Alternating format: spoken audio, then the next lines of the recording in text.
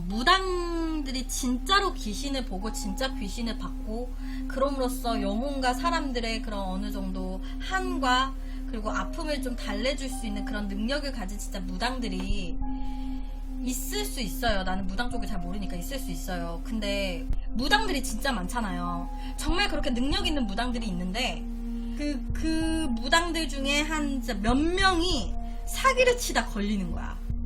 몇 명이 그런 그 능력이 없는데 사람들 돈 빼먹으려고 그걸 하다 치다 걸려. 하고 막 뉴스에 나오는 거죠. 그러다 보니까 이미지를 다 망쳐놓는다고 하죠. 진짜 능력이 있고 진짜 신을 받을 수 있고 귀신을 받을 수 있고 한을 좀 달래줄 수 있는 그런 능력이 있는 무당분들이 있는데 그 몇몇 때문에 이 무당들의 이미지가 싸그리 다 사기꾼처럼 다 망쳐져 버리는 거지. 마치 이거는 무당뿐만이 아니라 다른 것도 다 마찬가지죠. 그래서 그런 식으로 이미지가 됐을 수도 있을 것 같아요. 영혼이 나타나고 그것을 알기 위해 전 세계 인류들이 그동안 무엇인가를 해왔잖아요. 근데 결국은 처음은 영혼인데 그것을 부르는 걸 동양과 서양에서는 다르게 해석을 할까요? 같이 해석하지 않나요? 아까 영매와 그리고 아까 무당 그리고 뭐 그런 게 있죠. 우리나라에서는 분신사바가 있으면 미국이나 이런 데서는 위자보드가 있고 그리고 일본에서도 이게 있죠. 약간 그런 애 보면은 말들이 다르다 보니까 약간 그럴 뿐이지 맥락들은 약간 다들 비슷한 것 같더라고. 의학 같은 거랑 비슷하지 않을까요? 아까 말했듯이 이렇게 막 그 종이로 막 학회에서 막 하고 하잖아. 그런 것처럼 의학 같은 경우도 미국이나 이런 데 다 이렇게 하는데 수술 방법이 거의 막 엄청나게 많이 다르거나 하진 않잖아. 서로 좀 약간 공유가 되잖아요. 서로 좀 공유가 되고 하잖아. 그 의술 같은 것도. 그런 것처럼 이런 미스테리한 이런 그 고스트 귀신이나 이런 거에 대한 것도 이런 학회 같은 데서 이렇게 보고되는 것들이 서로 또 공유가 되고 하면서 각 나라에서 또 영향을 받게 되고 그러면서 약간 라인 이런 것들 다 약간 비슷비슷한 것 같던데. 그냥 제 생각인데. 좀 그런 건 비슷하던데. 그러니까 뭐 말 그대로 무당 이렇게 하는 거. 뭐 불러내는 거, 막 이런 것들 좀 약간 비슷비슷한 것 같던데. 예를 들면 동양은 악귀, 서양은 악마라고 하잖아요. 동양의 악귀는 탁한 영혼을 말하는 거라고 알고 있거든요. 솔직히 저 그거 하나만 말씀드리면 악마는 모르겠어요. 뭐 말 그대로 뭐 성경이나 이런 거 나오면 악마는 모르겠는데 뭐 그런 거 있잖아. 악귀 뭐 이런 거 솔직히 다 그냥 귀신이잖아. 큰 틀에 다 귀신 아니에요? 큰 틀로는 그냥 다 귀신인 것 같은데. 모미지님은 영안을 믿으시나요? 아까 말했지만 전 영안이라는 게 조금 뭐라고 해야 될까? 귀신을 100% 보는 사람은 없다고 생각해요. 나는.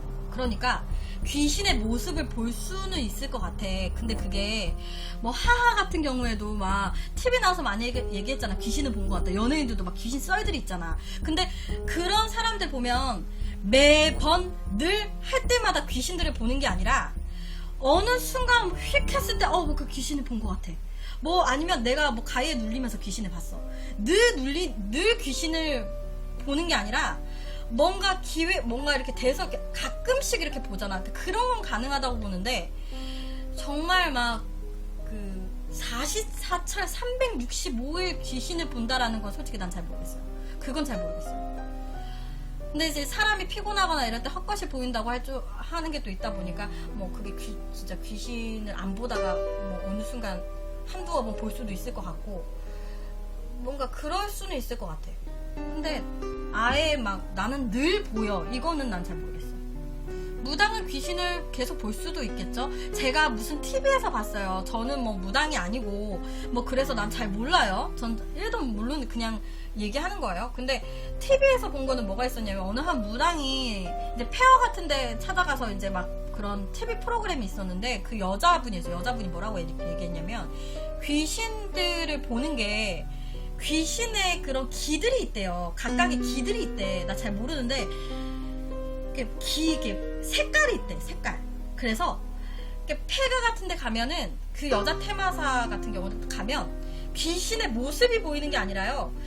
귀신이 쪼그려 앉아있으면 쪼그려 앉아있는 겉으로 이렇게 색깔의 빛이 난대요. 기처럼 기라고 해야 될까? 그렇게 빛이 난대요. 그래서 아 저기에 귀신이 있다. 앉아 있네. 아 저기에 귀신이 있다. 서 있네. 근데 어째 빛이 빨간색이네. 아 쟤는 좀 원한이 있네. 아 쟤는 좀 뭐 그러네. 이런 식으로 구분을 한다는 얘기를 제가 TV에서 들었어요. 근데 어느 여성 무당이 그렇게 얘기를 하더라고요.